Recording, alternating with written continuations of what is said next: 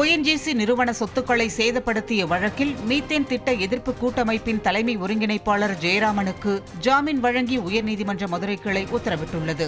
தங்களது சொத்துக்களை சேதப்படுத்தியதாக பேராசிரியர் ஜெயராமன் மீது ONGC நிறுவனம் புகார் அளித்திருந்தது.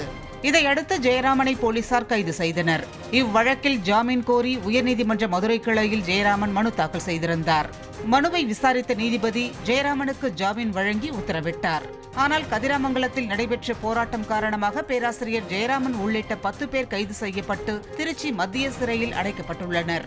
இந்த வழக்கில் ஜெயராமன் உள்ளிட்ட 8 பேரின் ஜாமீன் மனுக்கள் மீதான தீர்ப்பு தேதி குறிப்பிடாமல் ஒத்திவைக்கப்பட்டுள்ளது. எனவே ONGC நிறுவன சொத்துக்களை சேதப்படுத்திய வழக்கில் ஜாமீன் பெற்றாலும் ஜெயராமனால் சிறையில் இருந்து வெளிவர முடியாது.